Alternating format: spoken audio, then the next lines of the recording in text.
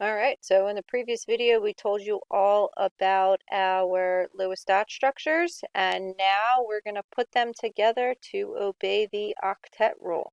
Remember, octa means 8. All of our atoms want to have 8 valence electrons, except for hydrogen. He only wants 2 because helium is his closest noble gas. But this is how we make the bonds in compounds. Okay, these bonds represent the electrons shared between them. The most common of the bonds that you're going to see is a single bond. It's where you see this giving or taking or sharing of a pair of electrons. And like I said, we can represent it with 2 dots or 1 line. Most of you are probably going to end up drawing 1 line after you start to practice these a little bit.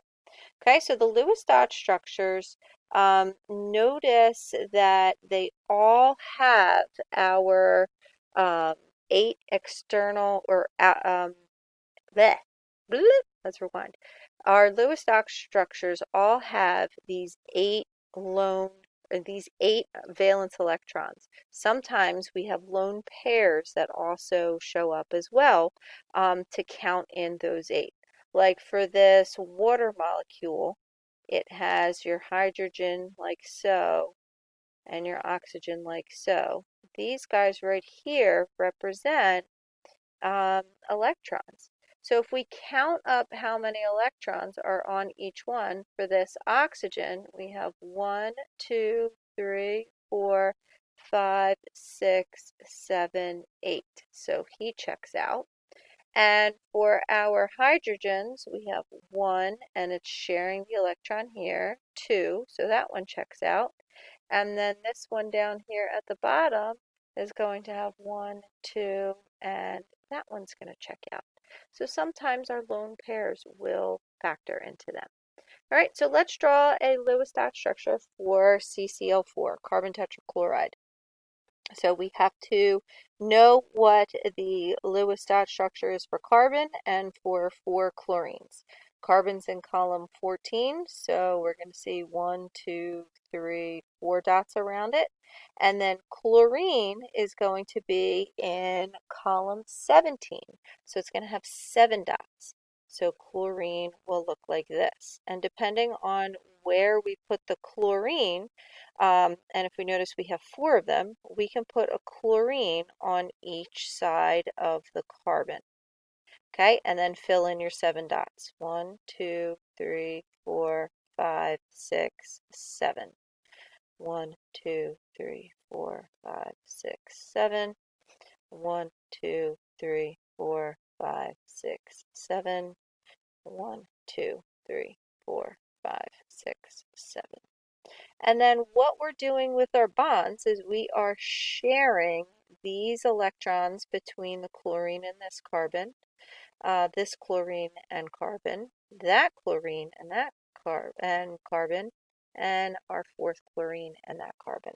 So if we count up everybody's valence electrons, 1, 2, 3, 4, 5, 6, 7, 8, you notice that chlorine has 8, this chlorine has 8, this chlorine has 8, that chlorine has 8. What about the carbon on the inside? 1, 2, 3, 4, 5, 6, 7, 8. Yep, that one checks out also. So this is a way that we can draw it. You can also draw your carbon with 4 chlorines around it, making a bond between each one, and then showing 3 lone pairs on each of the chlorines. And if you remember that each lone pair represents 2 electrons, you can easily count up 8 here,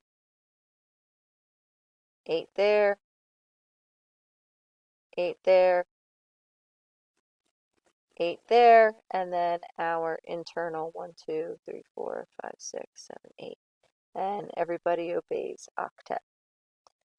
So again, you'll see your chlorines all around. Make each one of your atoms and then connect the dots. Okay, sometimes you'll see a double bond. A double bond can involve the sharing of 2 pairs of electrons, like oxygen here. Oxygen has 6. and oxygen's diatomic. So if I only were to make a single bond between them, everybody would have 7. So I have to make a double bond so everybody has 8. This looks like a very weird face, so I kind of clean it up and show it like so. Okay, triple bonds happen in the same way. Nitrogen has 5 dots on each one and is also diatomic. If I make one bond between them, everybody has 6. If I make 2 bonds between them, everybody has 7. If I make 3 bonds between them, it looks like a weird frog, and everybody has 8. So that can be your rough copy, but then you want to show nitrogen bonded in a triple bond, and you have to make sure that your bonds are the exact same length. Okay, this isn't the best example, but you can see that they're all exactly the same.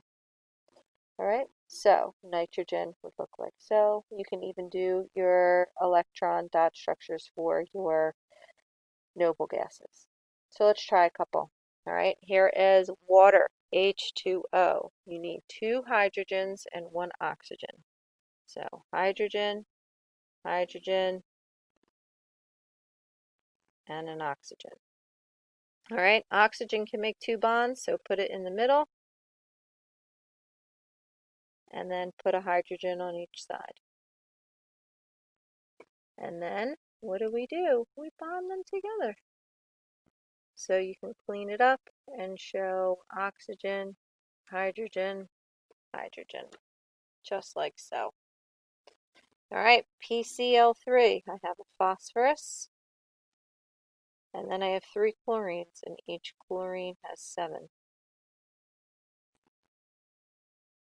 Okay, so once you see that phosphorus can make 3 bonds, and there are 3 things bonded to it, put the phosphorus in the middle,